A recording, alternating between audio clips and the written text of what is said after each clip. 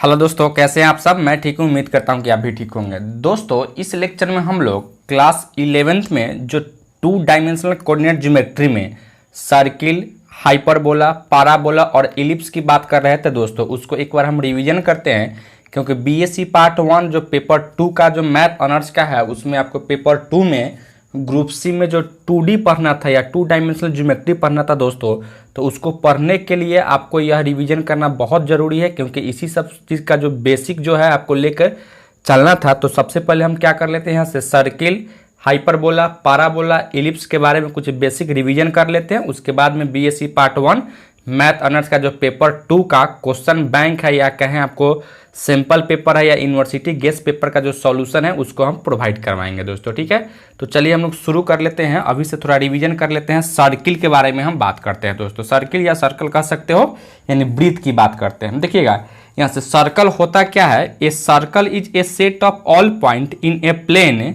Which are at a constant distance from a fixed point in a plane.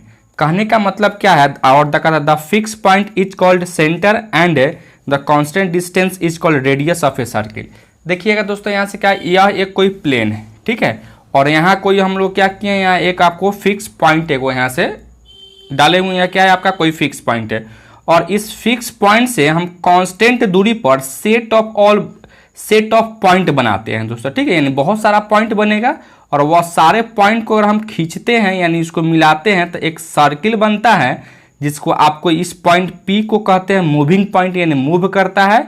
और यहाँ से इससे fix point को आप क्या कहते हो, द सेंटर कहते हैं। ठीक है, और यह जो कांस्टेंट डिस्टेंस है उसको क्या करते हो आप, रेडियस ऑफ ए सर्किल कहते हैं दोस्तों। ठीक है, तो क्या आपने सर्किल समझे या नहीं समझे। बस एक फिक्स पॉइंट से एक कांस्टेंट दूरी पे हम सेट ऑफ ऑल पॉइंट जो बनाते हैं उसी को क्या कहते हैं, हम लोग सर्किल कहते हैं। और इस फिक्स पॉइंट को हम कहते हैं सेंटर है, और यह जो कांस्टेंट डिस्टेंस था उसको क्या कहते हो आप, तो उसको कहते हो रेडियस कहते हैं दोस्तों। ठीक है, अब हम यहाँ से बात करेंगे इक्वेशन ऑफ ए सर्किल दोस्तों। ठीक है, इक्वेशन ऑफ ए सर्किल की हम बात करेंगे।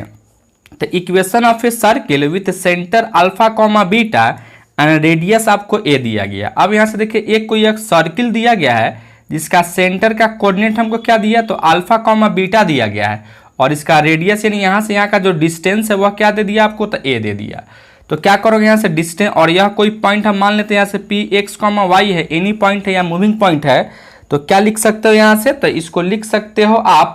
और यहाँ से अल्फा कॉमा बीटा के जब अगर एच कॉमा के मान लेते हैं दोस्तों। ठीक है, तो यहाँ से अगर डिस्टेंस फॉर्मूला अगर लगाओगे तो क्या लिखो, एक्स माइनस एच का whole square plus Y minus के का whole square is equal to क्या हो जाएगा आपका, तो ए स्क्वायर के बराबर हो जाता है दोस्तों। ठीक है, यानी यही आपका क्या है, तो इक्वेशन ऑफ ए सर्किल है जिसका सेंटर क्या है, तो एच कॉमा के है, और उसका रेडियस क्या है, तो रेडियस आपका ए है दोस्तों। ठीक है, अब उसी तरीके से अगर आप इसको क्या कर लेते हो, इसको तोड़ते हो तो इस तरीके से लिख सकते हो, X square plus Y square plus H square plus के square minus 2x H minus 2y K equal to A square लिख सकते हैं।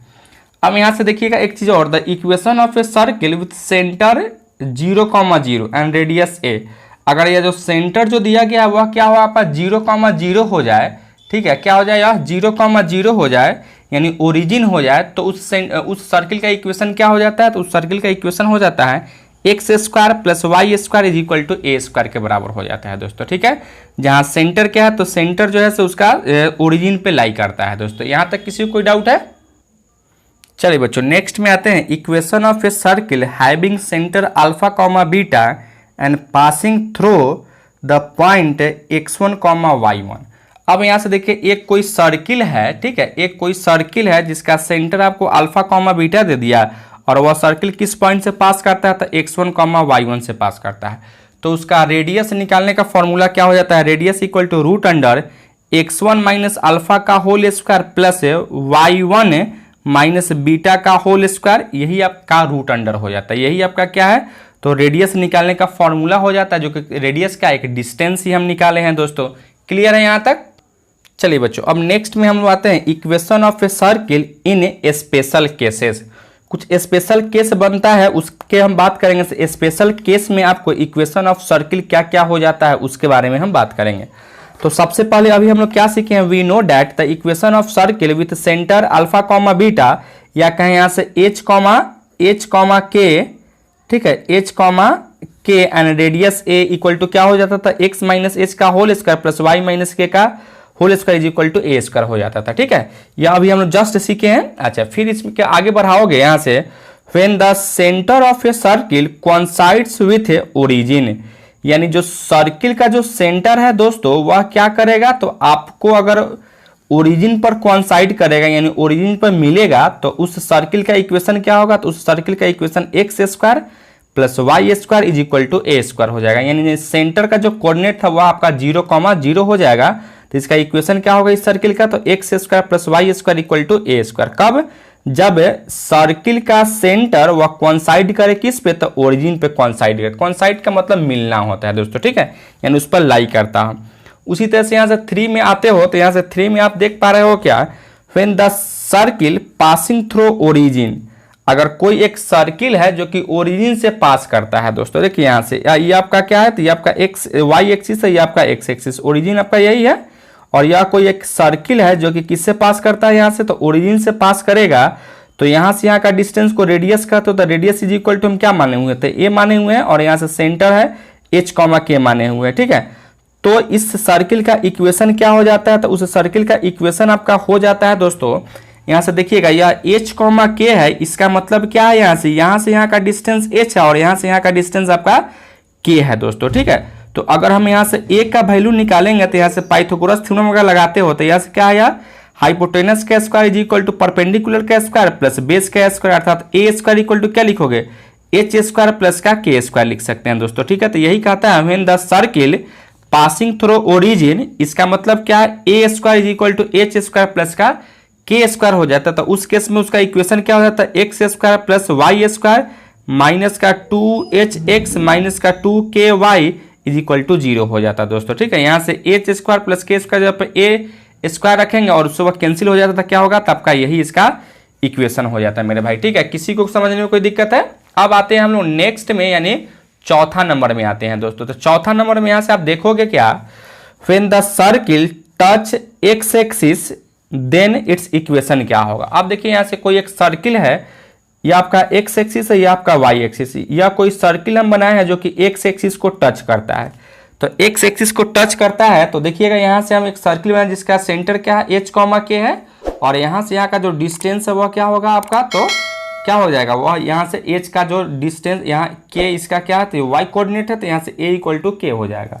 तो उस केस में यहाँ से इसका इक्वेशन जो हो जाता है वह क्या होगा, x square plus Y square plus H square minus का 2hx minus 2ya equal to आपको 0 हो जाता है दोस्तों। बस यहाँ क्या करोगे, तो यहाँ के जगह पर भी आप यहाँ से ए डालोगे। ठीक है, तो यही इसका क्या होगा इक्वेशन, कब, जब कोई सर्किल एक्स एक्सिस को टच करता है तब दोस्तों। ठीक है, अब आते हैं नेक्स्ट में, अगर कोई सर्किल अगर वाई एक्सिस को टच करता है तो क्या होगा, तो उसके लिए क्या होगा, यहाँ से a इक्वल टू एच हो जाएगा, अर्थात यहाँ से क्या लिखोगे, उसका इक्वेशन क्या होगा, x square plus Y square minus 2ax minus 2yk plus के स्क्वायर इक्वल टू 0 हो जाएगा। कब, जब कोई सर्किल आपको क्या है, तो वाई एक्सिस को टच करता है तब दोस्तों। ठीक है, अब नेक्स्ट में आते हो तो नेक्स्ट में यहाँ से अगर कोई सर्किल है एक्स एक्सिस को भी टच करता हो और वाई एक्सिस को भी टच करता हो, when the circle touch both axes, यानी एक्स एक्सिस को भी टच करता हो और वाई एक्सिस को भी टच करेगा, तो उस केस में क्या होगा उसका इक्वेशन, इसके बारे में बात करेंगे।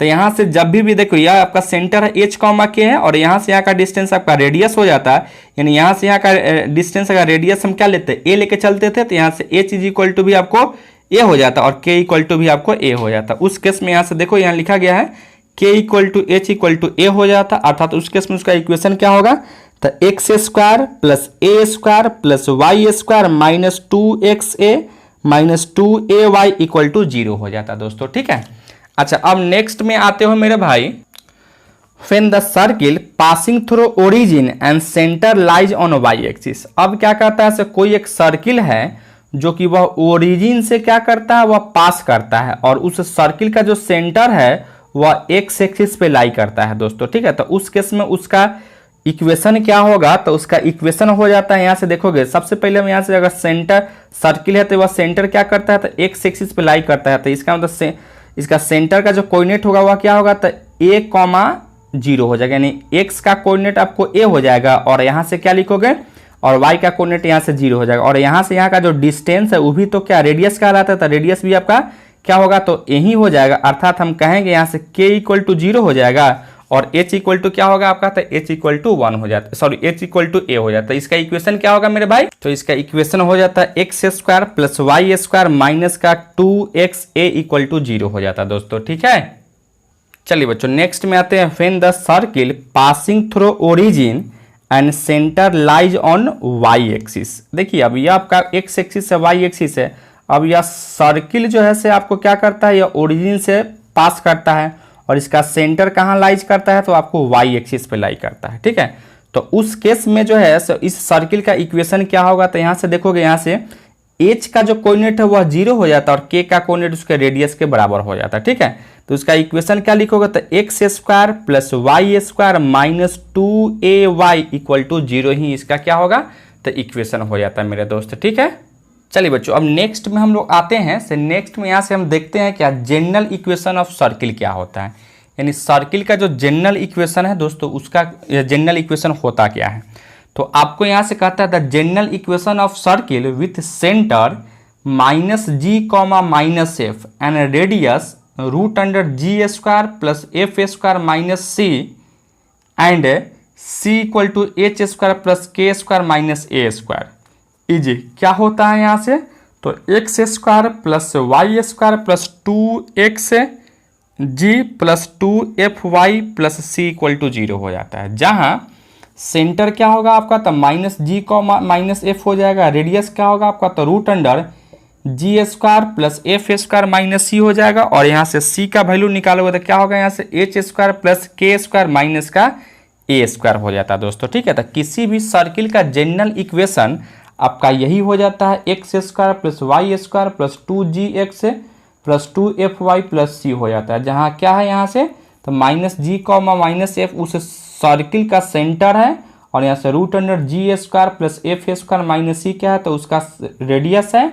और यह सी क्या लिखोगे, यहाँ से सी का जो है यहाँ सी इक्वल टू रिलेशन हम निकालेंगे, तो यहाँ से एच स्क्वायर प्लस के स्क्वायर माइनस का ए स्क्वायर होगा, जो यहाँ से कांस्टेंट टर्म है उस सी का वैल्यू हो जाता है मेरे दोस्त, ठीक है। अब हम लोग आते हैं नेक्स्ट टॉपिक में, यहाँ से देखते हैं दोस्तों, find the centre and radius of a circle whose equation are given. मतलब किसी भी सर्किल का अगर जनरल इक्वेशन अगर आपको दिया गया हो तो उसका सेंटर और रेडियस आप कैसे निकालेंगे इसके बारे में यहाँ बात कर रहा था। तो सबसे पहले यहाँ से देखोगे आपको एक जनरल इक्वेशन दे दिया किसी सर्किल का, x square plus Y square plus 2gx plus 2fy plus C equal to 0, एक जनरल इक्वेशन है। तो सबसे पहले आपको क्या करना है, यहाँ से make the coefficient of x square and y square equal to unity, यानी जो एक्स स्क्वायर और वाई स्क्वायर का जो कोफिशिएंट है आपको क्या करना है, उसको यूनिटी के बराबर लाना है। उसके बाद x coordinate of centre equal to क्या लिखोगे, माइनस कोफिशिएंट ऑफ एक्स बटा में 2, इसी को आप माइनस जी कहते हैं। उसी तरह से यहाँ y coordinate of centre is equal to क्या लिखोगे, तो माइनस कोफिशिएंट ऑफ वाई बटा में 2, यानी जो कोफिशिएंट ऑफ वाई है उसके और बटा में 2 विथ निगेटिव साइन, इसी को हम क्या लेके चलते हैं, तो माइनस का एफ लेके चलते हैं। और रेडियस इक्वल टू क्या होगा आपका, तो रूट अंडर यहाँ से जी और एफ का वैल्यू निकालोगे तो यहाँ से G square plus F square minus का सी हो जाता है। तो यही आपका क्या है, तो किसी भी सर्किल का अगर आपको जनरल इक्वेशन दिया गया हो तो उसका आप क्या निकालोगे, सेंटर निकाल सकते हो और उसका रेडियस निकाल सकते हैं मेरे दोस्त, ठीक है। अब चलिए बच्चों नेक्स्ट में आते हैं, equation of circle in diameter form क्या होता है। तो देखिएगा, the equation of circle having point x1, y1 and x2, y2 as a end of diameter. मतलब कि कोई एक सर्किल है, ठीक है, यह कोई क्या है आपका एक सर्किल है जो कि यह आपका सेंटर है, इसका डायमीटर आपका यही हो जाएगा, ठीक है, इसका डायमीटर क्या होगा आपका यही हो जाएगा। तो यह जो डायमीटर का जो है ना आपको दो छोड़ दिया गया, मान लो से यह ए है और यह आपका बी है। तो ए का कोऑर्डिनेट आपको दिया गया x1, y1 और बी का कोऑर्डिनेट दिया गया x2, y2। तो इस सर्किल का इक्वेशन क्या हो जाता है, तो उस सर्किल का इक्वेशन होता है x minus x1 into x minus x2 plus y minus y1 into y minus y2 equal to क्या हो जाता है, तो 0 हो जाता है। क्या, तो इस सर्किल का इक्वेशन हो जाता है जहाँ x1 और x2, x1 y1 और x2 y2 क्या है, तो इस डायमीटर का जो इंड छोर है उसका कोऑर्डिनेट दिया गया और x और y क्या है, तो x और y क्या होगा, तो इस सर्किल का कोई एनी पॉइंट होगा मेरे दोस्त, ठीक है। और इसका अगर हम सेंटर की बात करेंगे दोस्तों, देखिए यहाँ से अगर सेंटर की बात करोगे तो यहाँ से क्या होगा, यहाँ से इसका तो मिड, यहाँ से यहाँ का जो डिस्टेंस और यहाँ से यहाँ का डिस्टेंस मिड पॉइंट होगा, तो मिड पॉइंट का कोऑर्डिनेट क्या निकलता है, x1 प्लस x2 बटा में 2 और y1 प्लस y2 बटा में 2। यानी सेंटर का कोऑर्डिनेट अगर निकालना होगा तो क्या करोगे, x के कोऑर्डिनेट को जोड़कर 2 से भाग करोगे और y के कोऑर्डिनेट को जोड़कर 2 से भाग करेंगे दोस्तों, ठीक है। और इसका अगर हमको क्या निकालना होगा, रेडियस अगर निकालना हो तो रेडियस इक्वल टू क्या लिखोगे यहाँ से, तो root under x minus x2 by 2 का whole square plus y minus y2 बटा 2 का होल स्क्वायर लिख सकते हैं, ठीक है। तो ये आपका क्या है, तो ये आपका रेडियस आ गया और सेंटर का कोऑर्डिनेट हमको इस तरीके से निकाल सकते हैं मेरे दोस्त। तो इस तरीके से हम लोग जो सर्किल का जो भी इक्वेशन था या जो भी उसमें आपको जो फॉर्मूला था दोस्तों, उसको हम लोग किए हैं। अब आते हैं हम लोग कोनिक सेक्शन की बात करते हैं, और कोनिक सेक्शन में हम लोग हाइपरबोला, पाराबोला और इलिप्स की बात करेंगे मेरे दोस्त, ठीक है। चलिए बच्चों, अब हम लोग यहाँ से कोनिक सेक्शन की बात करते हैं। कोनिक सेक्शन क्या होता है, से अगर किसी भी कोन को अगर डिफरेंट एंगल से अगर उसको काटते हैं तो वही आपको डिफरेंट साइज का आपको सेक्शन प्राप्त होता है, उसी को क्या कहा जाता है आपको, तो कोनिक सेक्शन कहा जाता है सिंपली भाषा में। और उसका अगर डिफिनीशन अगर देना चाहोगे तो कुछ इस तरीके से उसका डिफिनीशन है, कोनिक सेक्शन इक्वल टू क्या है, the locus of a point which moves in a plane such that the ratio of its distance from a fixed point and fixed line is always constant is called conic section, या simply उसको conic कह सकते हैं। अच्छा, अब यहाँ से the fixed point is called focus and fixed line is called directrix of the conic and constant ratio is called eccentricity of conic it is। चलिए बच्चों, यहाँ से यह कोई आपको मान लेते हैं, यहाँ से क्या है आपका कोई एक फिक्स पॉइंट है, ठीक है, और यह एक कोई आपका फिक्स लाइन है, और यह आपका क्या है, तो लोकस ऑफ पॉइंट है, ठीक है। क्या है यह आपका लोकस ऑफ पॉइंट है। तो यहाँ से यहाँ का अगर मिलाते हो तो कहता क्या है, यह कोनिक सेक्शन का डिफिनीशन से यहाँ से लेकर यहाँ का डिस्टेंस अब बटा यहाँ से लेकर यहाँ का डिस्टेंस ऑलवेज क्या होगा, वह तो कांस्टेंट के बराबर होगा, जिसको आप क्या करते हो, तो ई से सूचित करते हैं दोस्तों, ठीक है। तो यह फिक्स लाइन को आप कहते हो डायरेक्ट्रिक्स कहते हो, और इस फिक्स पॉइंट को हम क्या कहते हैं, तो फोकस कहते हैं दोस्तों, ठीक है। यहां तक किसी को कोई दिक्कत है मेरे भाई। अब यहां से जो कोनिक सेक्शन जो है यह आपको डिफरेंट मिलता है, कब, ई के वैल्यू पे डिपेंड करता है। अगर ई का वैल्यू अगर 0 हो जाए तो वह कोनिक जो मिलता है उसको हम कहते हैं सर्किल कहा जाता है। अगर ई का वैल्यू अगर 1 हो जाए, यानी ई इक्वल टू 1 हो जाए, तो कोनिक जो मिलता है उसको हम क्या बोलते हैं, पाराबोला बोलते हैं। अगर ई का मान अगर 1 से छोटा हो जाए तो उसको इलिप्स कहते हैं, और ई का मान अगर 1 से बड़ा हो जाए तो उसको क्या कहते हैं, तो हाइपरबोला कहते हैं दोस्तों, ठीक है। चलिए बच्चों, अब हम लोग बात करेंगे general equation of conic section with its focus, directrix and eccentricity are given. मतलब कि अगर किसी कोनिक सेक्शन का आपको फोकस दिया गया हो, डायरेक्ट्रिक्स दिया गया हो और इसेंट्रिसिटी दिया गया हो, तो उस कोनिक सेक्शन का इक्वेशन क्या हो जाता है दोस्तों, इसके बारे में हम बात करेंगे, ठीक है। तो देखिए यहाँ से आपको एक डायरेक्ट्रिक्स का आपको इक्वेशन दिया गया है जो कि लाइन है, तो लाइन का इक्वेशन क्या होता है, A X plus B Y plus C equal to 0 आपको दे दिया गया है। और यहाँ से जो फिक्स पॉइंट है जिसको फोकस कर रहे थे, इसका कोऑर्डिनेट आपको क्या दिया गया है, तो यहाँ से दिया गया अल्फा कॉमा बीटा दिया गया है, ठीक है। अच्छा, अब यहाँ से हम ये जो एनी पॉइंट जो लिए हैं इसका कोऑर्डिनेट क्या है, तो एच कॉमा के है दोस्तों। तो इस कोनिक सेक्शन का इक्वेशन हो जाता है एच माइनस अल्फा का whole square plus Y minus, sorry y नहीं, यहाँ से क्या लिखो, के माइनस बीटा का whole square is equal to E square, ठीक है। ई स्क्वायर बोले तो इसेंट्रिसिटी इंटू यहाँ से जो आपको लाइन का इक्वेशन देगा A X plus B Y plus C का होल स्क्वायर बटा में ए स्क्वायर प्लस का बी स्क्वायर, एक्स का कोफिशिएंट आप प्लस बी का कोफिशिएंट का स्क्वायर हो जाता है दोस्तों, ठीक है। यह क्या है आपका, तो एक कोनिक सेक्शन का जनरल इक्वेशन है जो कि आपको इलिप्स पे भी काम करेगा, पैराबोला पे भी काम करेगा और हाइपरबोला पे भी काम करेगा। बस क्या होगा, तो यहाँ ई का वैल्यू चेंज होगा, तो आप ई का वैल्यू आपको क्या होगा, 1 हो जाएगा, तो यहाँ से पैराबोला कहलाएगा। ई का वैल्यू अगर 1 से छोटा हो जाएगा तो वह इलिप्स कहलाएगा, और ई का वैल्यू अगर 1 से बड़ा होगा तो वह क्या कहलाएगा आपको, तो हाइपरबोला कहलाएगा दोस्तों, ठीक है। तो इस तरीके से हम लोग कोनिक सेक्शन का डिफिनीशन के इक्वेशन क्या सीखे या जनरल इक्वेशन क्या सीखे हैं, तो एच माइनस अल्फा का whole square plus K minus beta का whole square is equal to E square into A X plus B Y plus C का होल स्क्वायर बटा में ए स्क्वायर प्लस बी स्क्वायर, जहाँ अल्फा कॉमा बीटा क्या है तो आपको फोकस का कोऑर्डिनेट दिया गया है। उसके बाद में यहाँ से ई का इसेंट्रिसिटी आपको दिया गया और इस डायरेक्ट्रिक्स का आपको इक्वेशन दिया गया है दोस्तों, ठीक है। और एच कॉमा के क्या है, तो एच कॉमा जो है यह लोकस का पॉइंट है। जब हम इक्वेशन निकालेंगे तो लास्ट में हम क्या करेंगे, एच को रिप्लेस करेंगे एक्स से और के को रिप्लेस करेंगे किससे, तो वाई से रिप्लेस करेंगे दोस्तों, ठीक है। चलिए बच्चों, अब नेक्स्ट में हम आते हैं पाराबोला की बात करते हैं, ठीक है। तो पाराबोला का एक लाइन अगर डिफिनीशन हम लोग लिखेंगे, कहता है a parabola is the locus of point in a plane which moves such that its distance from a fixed point is equal to distance from a fixed line is called parabola दोस्तों, ठीक है। देखिए यहाँ से हम क्या किए, यहाँ से कोई आपको एक फिक्स पॉइंट है और यहाँ से क्या है, कोई आपका एक फिक्स लाइन है।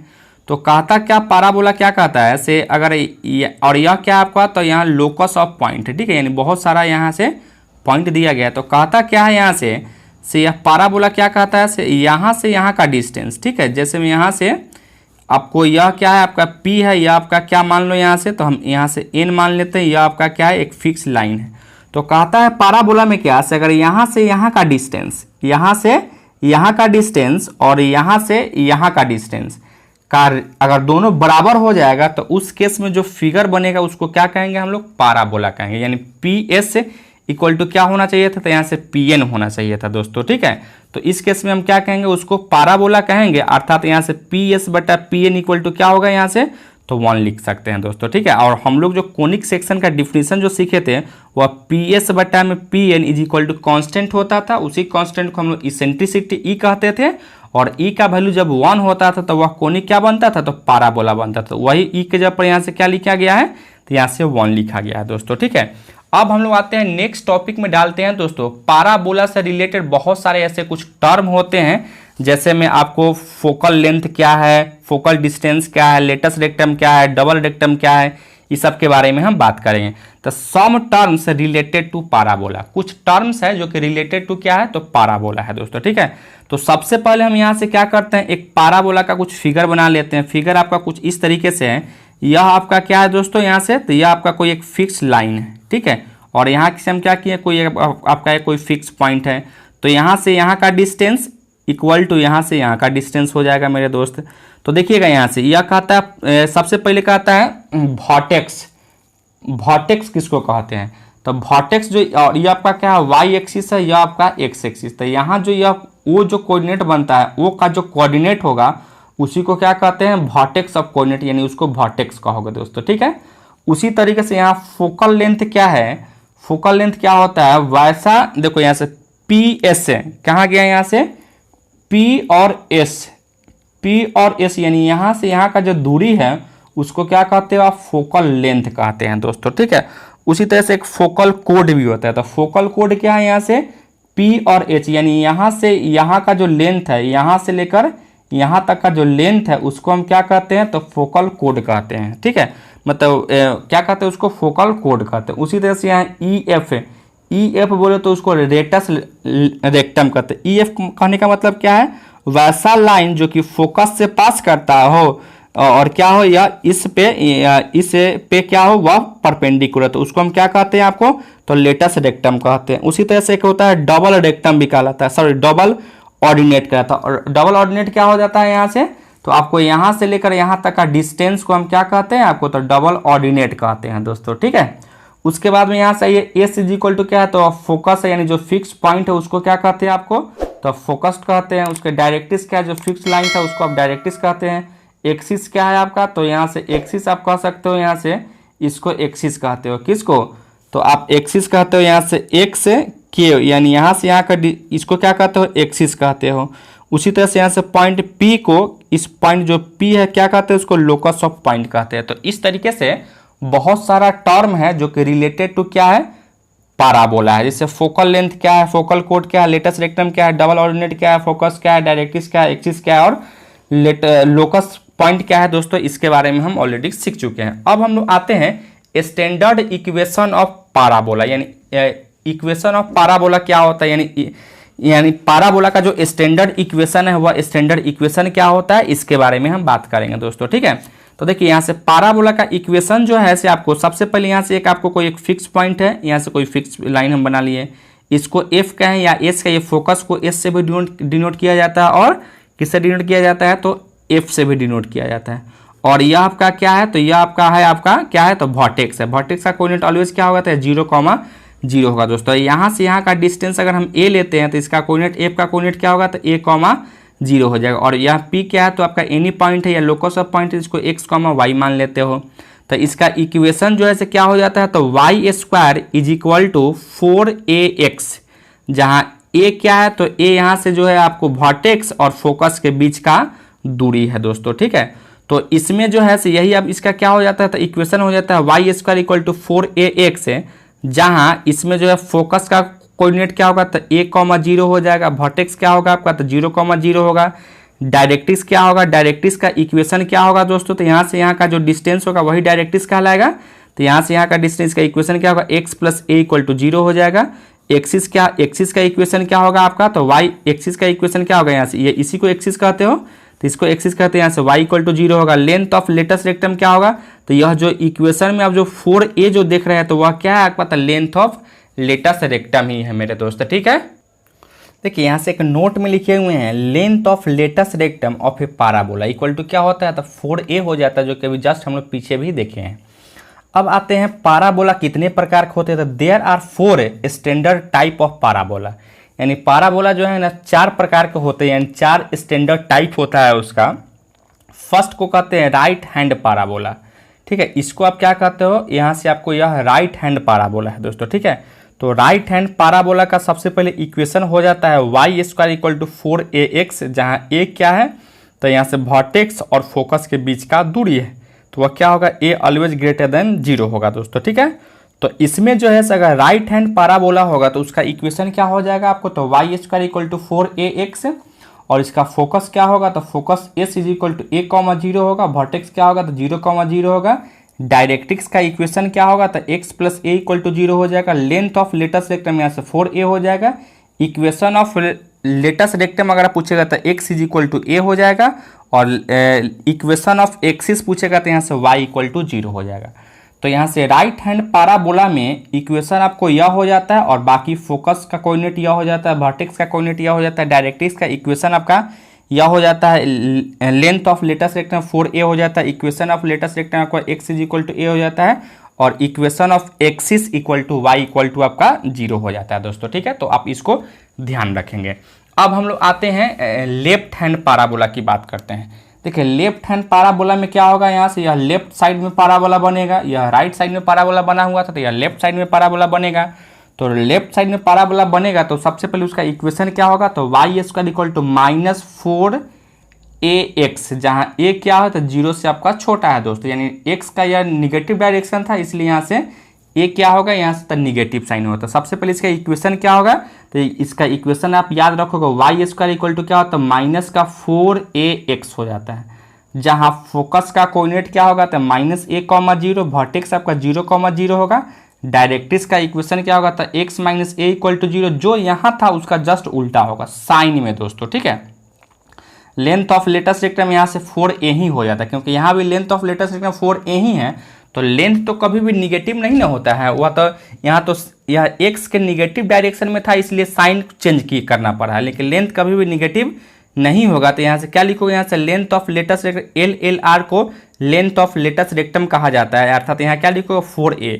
इक्वेशन ऑफ लेटस रेक्टम आपका x = -a हो जाएगा। इक्वेशन ऑफ एक्सिस से क्या होगा यहाँ से, तो y = 0 हो जाएगा दोस्तों। ठीक है, अब आते हो नेक्स्ट में अपवर्ड पाराबोला। अपवर्ड और 3 में क्या होता है यहाँ से, तो अपवर्ड पाराबोला होता है दोस्तों। ठीक है, तो यहाँ से अपवर्ड पाराबोला कुछ इस तरीके से ऊपर की ओर पाराबोला बनेगा। तो इसका इक्वेशन क्या होगा, तो इसका इक्वेशन x² = 4ay हो जाएगा दोस्तों। क्या होगा यहाँ से, तो अपवर्ड पाराबोला होगा, जैसे मैं यहाँ से लेफ्ट हैंड पाराबोला या राइट हैंड पाराबोला था तो y² = 4ax होता था, और यहाँ से अपवर्ड पाराबोला होगा तो यहाँ से x² क्या होगा, यहाँ से 4ay हो जाएगा, जहाँ फोकस का कोऑर्डिनेट क्या होगा आपको, तो 0,a हो जाएगा मेरे दोस्त। और इसका वर्टेक्स का कोऑर्डिनेट क्या होगा, तो 0,0 हो जाएगा। डायरेक्ट्रिक्स का इक्वेशन क्या होगा, तो y plus A equal to 0 होगा। Length of latus rectum equal to यहाँ से 4a ही हो जाता है। Equation of length of latus rectum equal to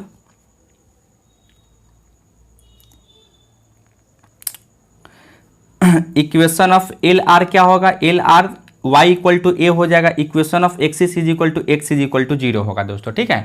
तो इस तरीके से हम लोग अपवर्ड पाराबोला के बारे में सीखे। अब आते हैं हम लोग नेक्स्ट में, यानी चौथा और लास्ट में, डाउनवर्ड पाराबोला दोस्तों, ठीक है। डाउनवर्ड पाराबोला का मतलब क्या है, तो वह पाराबोला आपका नीचे माहे बनेगा दोस्तों, ठीक है। तो सबसे पहले इसका इक्वेशन क्या होगा, तो x square is equal to -4ay। जैसे अपवर्ड था तो उसका इक्वेशन क्या होता था, तो x square is equal to 4ay होता था। डाउनवर्ड क्या होगा, तो यहाँ से खाली निगेटिव का साइन लग जाता दोस्तों, ठीक है। तो इसका क्या हो जाएगा आपका, तो इस तरीके से यहाँ से इसका इक्वेशन क्या होगा, तो x square is equal to minus का 4ay हो जाता दोस्तों। और इसका फोकस क्या होगा, तो फोकस का कोऑर्डिनेट इसका हो जाएगा s is equal to a, 0,- vertex आपका 0,0 ऑलवेज होता है। डायरेक्ट्रिक्स का एक इक्वेशन हो जाएगा आपको y minus a equal to 0। Length of latus rectum आपका 4a हो जाएगा। इक्वेशन ऑफ लेटस रेक्टम क्या होगा, तो y plus A equal to 0 हो जाएगा।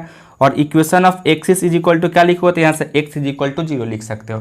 तो इस तरीके से हम लोग पाराबोला में, पाराबोला का इक्वेशन क्या होता है, फोकस क्या होता है, वर्टेक्स क्या होता है, डायरेक्ट्रिक्स क्या होता है, लेंथ ऑफ लेटस रेक्टम क्या होगा, यह सब चीज़ के बारे में सीखे हैं। और पाराबोला कितने टाइप के होते हैं, अपवर्ड पाराबोला होता है, डाउनवर्ड पाराबोला होता है, राइट हैंड पाराबोला होता है, लेफ्ट हैंड पाराबोला होता है, किस पाराबोला का क्या इक्वेशन होता है, उसका डायरेक्ट्रिक्स क्या होता है, यह सब चीज़ के बारे में हम सीखे हैं दोस्तों, ठीक है बच्चों। अब हम लोग बात करते हैं इलिप्स की बात करते हैं। पाराबोला कर चुके हैं, अब आते हैं हम लोग इलिप्स की बात करते हैं, ठीक है। तो इलिप्स क्या होता है, जो आप अंडा जो देखते हैं हम लोग, अंडा जो खाते हैं, वह अंडा का जो साइज होता है उसी को इलिप्स कहा जाता है दोस्तों, ठीक है। यानी अगर इलिप्स का अगर हम छोटा सा डिफिनीशन अगर देखना चाहें, तो an ellipse is a set of all point in a plane such that the sum of whose distance from two fix point is constant and its constant is greater than distance between two points दोस्तों। The two fixed point are called foci या foci of a ellipse and the distance between two foci is denoted by 2a दोस्तों। देखिए कहता है ellipse का definition क्या कहता है, अगर कोई भी हम मेरा यहाँ क्या दो कोई फिक्स पॉइंट है, क्या है दो कोई आपको फिक्स पॉइंट है, और यहाँ जो है आपको एक क्या है सेट ऑफ पॉइंट है दोस्तों, ठीक है। तो यहाँ से यहाँ का डिस्टेंस आप प्लस यहाँ से यहाँ का डिस्टेंस का दोनों का सम जो है वह किसके बराबर हो जाता है, तो कांस्टेंट के बराबर हो जाता है, ठीक है। और यहाँ से यहाँ का जो डिस्टेंस होता है उसको हम क्या चीज़ से कहते हैं, और यह फिक्स दोनों पॉइंट को हम कहते हैं फोकी कहते हैं। और फोकी यहाँ दो फोकी है इसलिए इसको प्लुरल क्या फोकाई कहा जाता है, ठीक है। और यहाँ से यहाँ का डिस्टेंस को हम क्या लेके चलते हैं, तो यहाँ से 2a लेके चलते हैं दोस्तों, ठीक है। तो इलिप्स आप समझे या नहीं समझे, समझ गए होंगे। अब हम लोग आते हैं इलिप्स से रिलेटेड बहुत सारे कुछ टर्म होते हैं, उस टर्म के बारे में हम बात करते हैं। तो some terms related to ellipse, ellipse में कुछ ऐसे टर्म होते हैं, इसके बारे में बात करते हैं। सबसे पहले सेंटर क्या होता है, मेजर एक्सिस क्या होता है, माइनर एक्सिस क्या होता है, वर्टेक्स क्या होता है, लेटस रेक्टम क्या होता है, और इसेंट्रिसिटी क्या होता है। तो सबसे पहले हम यहाँ से क्या कर लिए हैं, एक आपको इलिप्स हम यहाँ से बना चुके हैं। ये आपका क्या है, कोई दो फिक्स पॉइंट था दोस्तों, यहाँ से F1 और F2, इसको आप क्या कहते हो, तो आपको फोकी कहते हैं या फोकस कहते हैं, नहीं कहते हैं, कहते हैं। अच्छा अब यहाँ से देखिएगा, सबसे पहले आप फोकस के बीच के जो पॉइंट होता है उसको आप कहते हो सेंटर कहते हैं, जिसको आप क्या चीज़ से डिनोट करते हैं, तो कैपिटल C से डिनोट करते हैं। मेजर एक्सिस क्या है, यहाँ से यहाँ का जो डिस्टेंस है, यहाँ से यहाँ का क्या है वह डिस्टेंस है, या क्या है फोकाई या फोकस जिस पॉइंट लाइन पे लाई करता है उसको क्या कहा जाता है, तो मेजर एक्सिस कहा जाता है। अर्थात यहाँ से A और A' को आप मेजर एक्सिस कहते हैं। उसी तरह से इस लाइन को B और B' को क्या कहते हो यहाँ से, तो माइनर एक्सिस कहते हो। अब यहाँ से A' और A का कोऑर्डिनेट को आप क्या कहते हैं, वर्टेक्स कहते हैं। क्या कहते हो उसको, वर्टेक्स कहते हो दोस्तों, ठीक है। और लेटस रेक्टम क्या होता है, तो लेटस रेक्टम जो है से आपको वैसा लाइन जो कि मेजर एक्सिस पे परपेंडिकुलर हो और फोकस से पास करता है उसको लेटस रेक्टम कहा जाता है। अर्थात यहाँ से L' या M' को क्या कहते हो आप, लेटस रेक्टम कहते हैं। और इसेंट्रिसिटी ई इक्वल टू क्या हो जाता है, तो सी बटा में ए हो जाता है, जहाँ ए क्या है, सी आपको यहाँ से यहाँ का डिस्टेंस है दोस्तों, कहाँ से यहाँ का डिस्टेंस, और ए क्या है आपको, तो यहाँ से लेकर यहाँ का डिस्टेंस है, यहाँ से लेकर यहाँ का आपका डिस्टेंस है, उसको क्या कहते हो आप, तो ये कह रहे थे दोस्तों, ठीक है। चलिए बच्चों नेक्स्ट टॉपिक में जाते हैं, relation between length of semi major axis, semi minor axis and distance of focus from centre. यानी हमको क्या करना है, तो आपको semi major axis, semi minor axis और फोकस और सेंटर के बीच के डिस्टेंस के बीच में हम लोग रिलेशन देखना था दोस्तों, ठीक है। तो सबसे पहले यहाँ देखेंगे सेमी मेजर एक्सिस क्या होता है, तो यहाँ से यहाँ का जो डिस्टेंस, यहाँ से यहाँ का डिस्टेंस को आप मेजर एक्सिस कहते हो, ठीक है, लेकिन यहाँ से यहाँ का डिस्टेंस को क्या कहोगे आप, सेमी मेजर एक्सिस कहोगे। यहाँ से यहाँ का डिस्टेंस को आप क्या कहते हो, तो सेमी माइनर एक्सिस कहते हैं, और यहाँ से यहाँ के डिस्टेंस को आप क्या कहते हो, तो आप इसको सी से डिनोट करते हैं, यानी यहाँ से यहाँ का डिस्टेंस को हम ए मानते हैं, ठीक है, और यहाँ से यहाँ का डिस्टेंस को हम क्या लेते हैं, यहाँ से बी लेते हैं, और यहाँ से यहाँ का डिस्टेंस को क्या कहते हैं, सी करते हैं दोस्तों। अर्थात हमको यहाँ से क्या देखना है, ए बी और सी के बीच में क्या रिलेशन होता है, वही रिलेशन के बारे में हमको यहाँ से देखना है दोस्तों, ठीक है। तो चलिए बच्चों हम लोग जो यहाँ से रिलेशन जो देख रहे थे, अभी क्या कहें आपको, तो आपको कहे थे यहाँ से लेकर यहाँ तक का डिस्टेंस को ए लेके चलते हो, यहाँ से यहाँ का डिस्टेंस को सी लेके चलते हो, और यहाँ से यहाँ का डिस्टेंस को हम क्या लेके चलते हैं, तो बी लेके चलते हैं, ठीक है। तो ए बी सी में रिलेशन आपका क्या हो जाता है, A square is equal to B square plus का सी स्क्वायर हो जाता है, बस इसको आप याद रखेंगे। ए स्क्वायर इक्वल टू क्या होता है, तो बी स्क्वायर प्लस का सी स्क्वायर हो जाता है, जहां ए क्या है, तो आपका है length of semi major axis है, और बी क्या है, तो length of semi minor axis है, और सी क्या है आपको, तो यहाँ से सेंटर ऑफ फोकस के बीच का डिस्टेंस है दोस्तों। यानी A square equal to B square plus C square, अर्थात यहाँ से सी स्क्वायर का वैल्यू निकालोगे तो क्या लिखो, यहाँ से बी को इधर शिफ्ट करो, यानी ए स्क्वायर माइनस का बी स्क्वायर हो जाता है, और बी स्क्वायर का वैल्यू अगर निकालोगे तो क्या लिखो यहाँ से, तो ए स्क्वायर माइनस का सी स्क्वायर हो जाता है दोस्तों, ठीक है। तो इस तरीके से ए बी और सी के बीच का आपका रिलेशन आपका यही हो गया मेरे दोस्त, ठीक है। अब आते हैं हम लोग standard equation of ellipse. Ellipse का जो स्टैंडर्ड इक्वेशन होता है वह क्या होता है दोस्तों। तो सबसे पहले हम यहाँ से क्या कर लेते हैं, यहाँ से आपको एक क्या कहते हैं मेजर एक्सिस बनाते हैं, जो कि यहाँ दो फिक्स पॉइंट है, या क्या है F1 है या आपका F2 है दोस्तों, ठीक है। ये क्या है आपका F और F डैश है, तो इसका, और यहाँ P क्या है, तो आपका P x, y आपका एनी पॉइंट है, तो यहाँ से यहाँ का डिस्टेंस को A लेके चलते हो, और यहाँ से यहाँ का डिस्टेंस को आप B लेके चलते हो, ठीक है। इसको आप length of semi major axis कहते हैं, और यहाँ से length of semi minor axis कहते हैं। तो इसका इक्वेशन जो है, इक्वेशन आपको हो जाता है एक्स स्क्वायर बटा में ए स्क्वायर प्लस वाई स्क्वायर बटा में बी स्क्वायर इक्वल टू 1 हो जाता है। किसका, तो यह आपका इलिप्स का इक्वेशन है दोस्तों। एक स्टैंडर्ड इक्वेशन क्या है, तो एक्स स्क्वायर बटा में ए स्क्वायर प्लस वाई स्क्वायर बटा में बी स्क्वायर इक्वल टू 1 हो जाता है, जहाँ ए क्या है, तो length of semi major axis है, और बी क्या है तो आपको length of semi minor axis है, और एक्स वाई क्या है, तो एक्स वाई जो है इस आपका इलिप्स का एनी पॉइंट है मेरे दोस्त, ठीक है। अब हम लोग आते हैं, इलिप्स जो है से आपको मेनली दो प्रकार के होते हैं। There are two types of ellipse, एक में हॉरिजॉन्टल इलिप्स होता है, एक में वर्टिकल, दो में वर्टिकल इलिप्स होता है दोस्तों, ठीक है। तो हम लोग जो फर्स्ट में आते हैं हॉरिजॉन्टल इलिप्स की बात करते हैं। हॉरिजॉन्टल इलिप्स का इक्वेशन हो जाता है x square plus x square बटा ए स्क्वायर प्लस वाई स्क्वायर बटा बी स्क्वायर इक्वल टू 1 हो जाता है, जहाँ ए स्क्वायर इज ग्रेटर देन क्या होता है, तो बी स्क्वायर, यानी सेमी मेजर एक्सिस का लेंथ जो है ना वह माइनर एक्सिस के लेंथ के बड़ा होता है दोस्तों, ठीक है। तो इस केस में सेंटर का जो कोऑर्डिनेट है आपका 0,0 हो जाता है।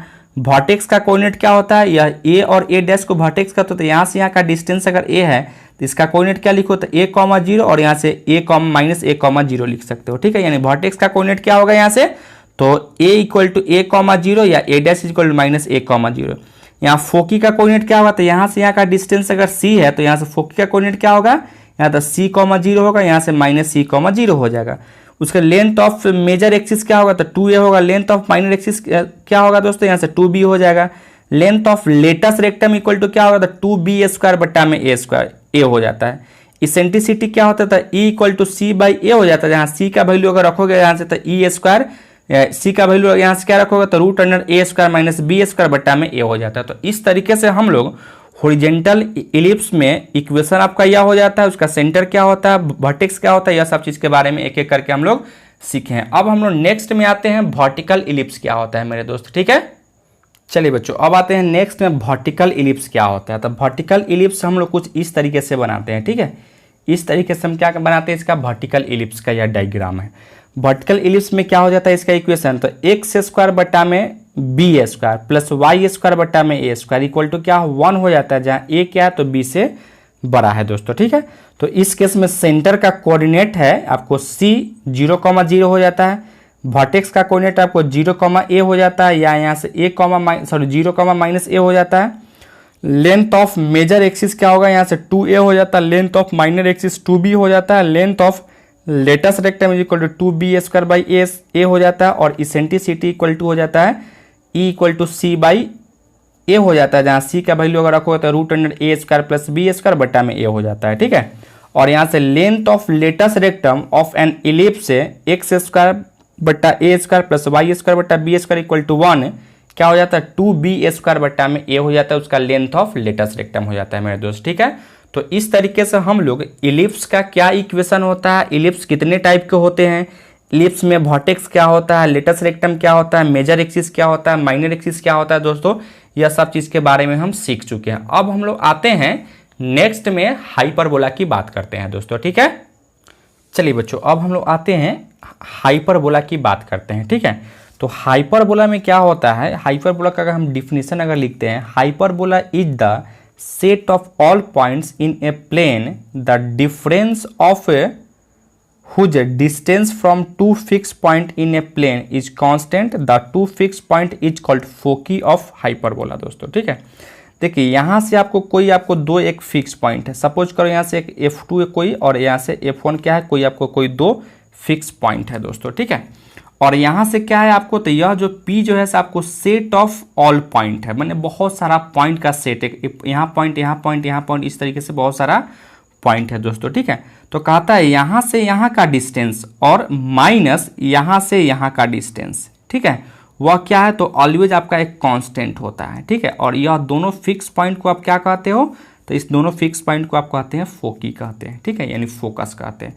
तो इसी को हम क्या कहते हैं आपको, तो हाइपरबोला का यह डिफिनीशन है, यानी यहाँ से यहाँ का डिस्टेंस माइनस यहाँ से यहाँ का डिस्टेंस अगर कोई कांस्टेंट के बराबर हो जाए तो उसको क्या कहेंगे हम लोग, हाइपरबोला कहेंगे मेरे भाई, ठीक है।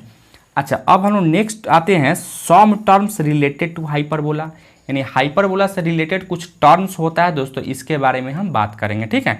तो सबसे पहले यहाँ से हम देखेंगे, यहाँ से फर्स्ट टर्म क्या होता है, ट्रांसवर्स एक्सिस होता है। तो ट्रांसवर्स एक्सिस क्या होता है, जो एक्स एक्सिस है ना उसी को हम लोग ट्रांसवर्स एक्सिस कहते हैं, यानी एक्स, इसको अगर एक्स डैश यहाँ से एक्स और यहाँ से एक्स डैश ओ, और एक्स को क्या कहते हो आप, ट्रांसवर्स एक्सिस कहते हो, या यहाँ से ए बी को भी आप क्या कह सकते हो, तो ट्रांसवर्स एक्सिस कहेंगे। उसी तरह से कंजुगेट एक्सिस क्या हो जाता है, तो यहाँ से कंजुगेट एक्सिस जो वाई एक्सिस है उसको कंजुगेट एक्सिस कहते हैं।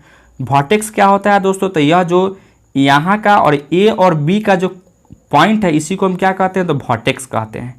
लेटेस्ट रेक्टम क्या होता है दोस्तों, तो लेटेस्ट रेक्टम जो है एक वैसा लाइन जो क्या करे, यह ट्रांसवर्स एक्सिस पे परपेंडिकुलर हो और फोकस से पास करता है, उसको हम क्या कहते हैं, तो लेटेस्ट रेक्टम कहते हैं। अर्थात इसको अगर एल और एल डैश अगर डिनोट करते हो तो यह क्या है आपका, तो एक एल डैश को आप लेटेस्ट रेक्टम कहते हैं। इसेंट्रिसिटी क्या होता है, तो इसेंट्रिसिटी ई का वैल्यू जो है हाइपरबोला के लिए ई का वैल्यू 1 से बड़ा हो जाता है। और सेंटर क्या हो जाता है, तो ये दोनों फोकस का जो मिड पॉइंट होता है उस पॉइंट को क्या कहते हो आप, सेंटर कहते हैं, सेंटर ऑफ द हाइपरबोला कहते हैं मेरे दोस्त, ठीक है। चलिए बच्चों जिस तरीके से हम लोग इलिप्स में ए बी और सी के बीच का रिलेशन देखे थे उसी तरीके से हम लोग हाइपरबोला में भी क्या करेंगे, ए बी और सी के बीच का रिलेशन देखेंगे। तो क्या हो जाता है यहाँ से, तो यहाँ बी स्क्वायर इक्वल टू हो जाता है यहाँ से सी स्क्वायर माइनस का ए स्क्वायर हो जाता है, ठीक है। अर्थात इसको लिख सकते हो A square plus B square equal to C square हो जाता है, और यहाँ से ए स्क्वायर इक्वल टू क्या लिखो, तो बी स्क्वायर प्लस का सी स्क्वायर यहाँ भी हो जाता है मेरे दोस्त, ठीक है। अच्छा अब हम लोग यहाँ से बात करते हैं स्टैंडर्ड इक्वेशन ऑफ हाइपरबोला, यानी हाइपरबोला का जो स्टैंडर्ड इक्वेशन क्या होता है इसके बारे में हम बात करेंगे। तो देखिए इसका इक्वेशन हो जाता है एक्स स्क्वायर बट्टा में ए स्क्वायर माइनस वाई स्क्वायर बट्टा में बी स्क्वायर इक्वल टू 1 हो जाता है। जैसे इलिप्स का इक्वेशन हम देखते थे वहाँ से प्लस होता था, क्योंकि वहाँ हम लोग सम देखते थे और यहाँ डिफरेंस देख रहे थे।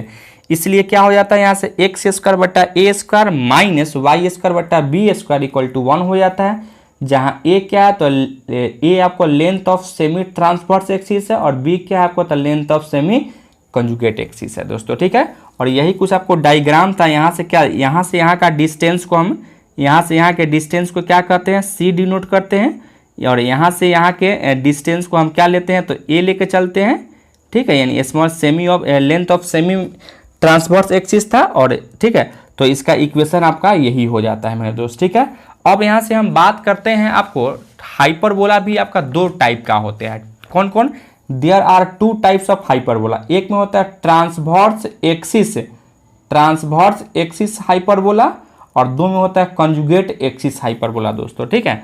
तो फर्स्ट की हम बात करेंगे यहाँ से ट्रांसवर्स एक्सिस हाइपरबोला की हम बात करेंगे। ट्रांसवर्स एक्सिस हाइपरबोला की बात करेंगे तो ट्रांसवर्स एक्सिस हाइपरबोला में जो है से कुछ आपको इस तरीके का ही फिगर बनता है, जो ऊपर में ऑलरेडी हम सीखे हैं वही आपका क्या है तो आपका ट्रांसवर्स एक्सिस हाइपरबोला था दोस्तों, ठीक है।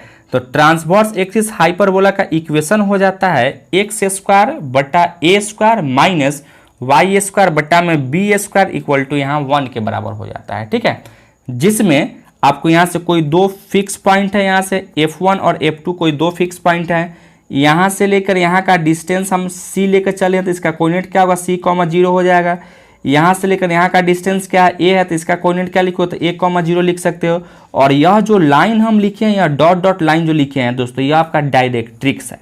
क्या है? यह आपका डायरेक्ट्रिक्स है। तो उसी तरह, और यह वो क्या है तो वो आपका एक आपका सेंटर है, ठीक है।